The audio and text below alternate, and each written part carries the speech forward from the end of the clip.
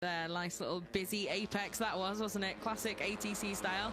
It looks like Adaki then has got a little bit of breathing room now, but yeah, definitely not quite as good a start as he had yesterday, but he is certainly, and we've got a crasher there in the background sliding out, looks like right.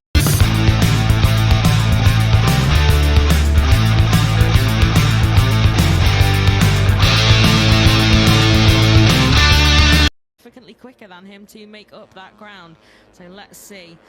We've got a bit of a more spread out group out the front at the moment, although we've seen a few times it closes up on that main straight again.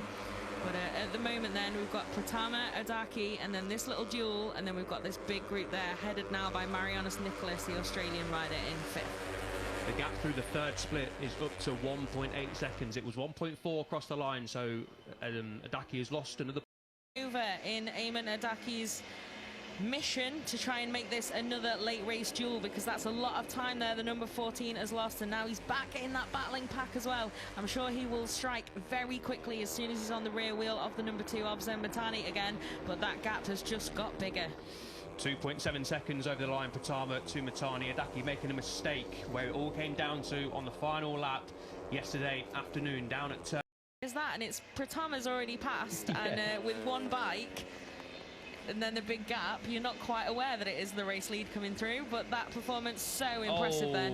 Oh no, we've got another crasher then, bit of a classic one, that just sliding out, so that is unfortunate there. The wild card, yeah, for the number 24. Really impressive weekend so far, so a bit of a disappointing end there, but definitely showed some racing chops here on.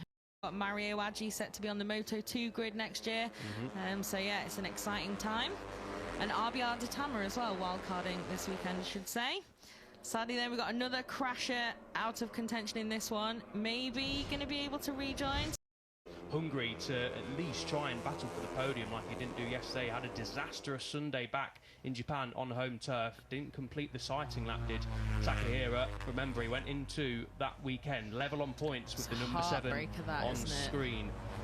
Did Takahira. So a very, very disappointing weekend on home soil.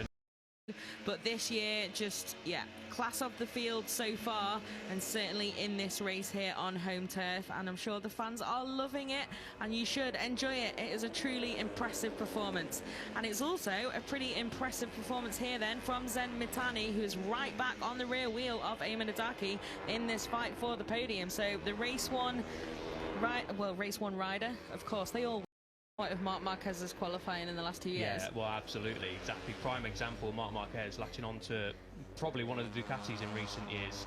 But if you latch on to someone who's got a little bit of a better pace than you can just follow the line, stay in the slipstream and stay with them. I think yesterday, all credit to Pratama and Adaki, of course. Adaki was just able to stay with Pratama.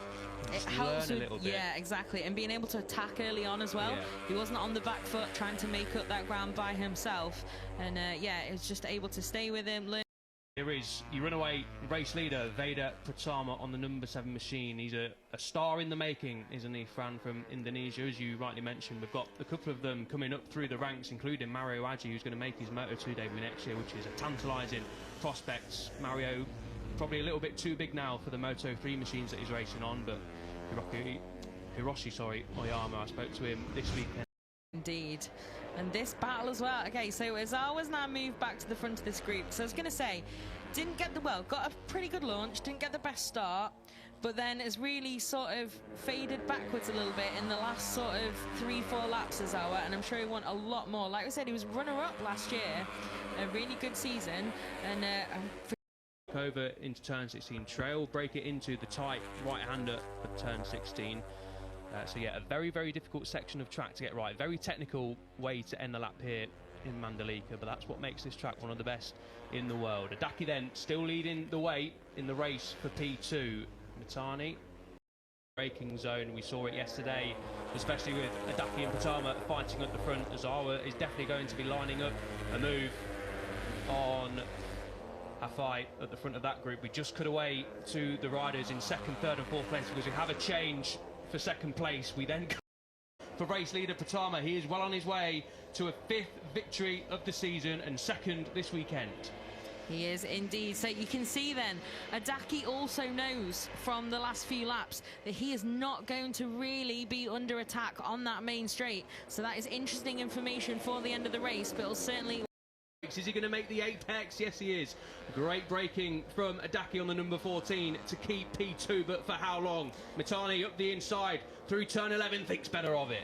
He does indeed, and now he's under a little bit of threat there from Ogiwara as well. And then Izawa making moves in what is once again a group battle then in that fight for 5th.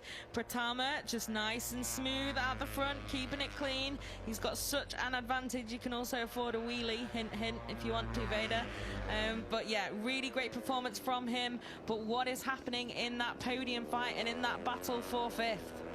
Pratama then rounds turn 16 and rounds turn 17. Nice and cleanly done. What a race, what a weekend for the Indonesian. Perfection again from Pratama here in Mandalika. What's happening in the group behind? We watch Pratama over the line celebrating. What's happening with the second place fight? Mitani crosses the line in second place. Adaki claims third, and it's Ogiwara in 4th place. Let's hope we get a replay of what happened there in the last section. I'm sure there was a little bit of argy-bargy, but it is the number 7 of Pratama who wins the race. We didn't also see what happened in the fight for 5th place, but it is the number 21 of Azara, rebounded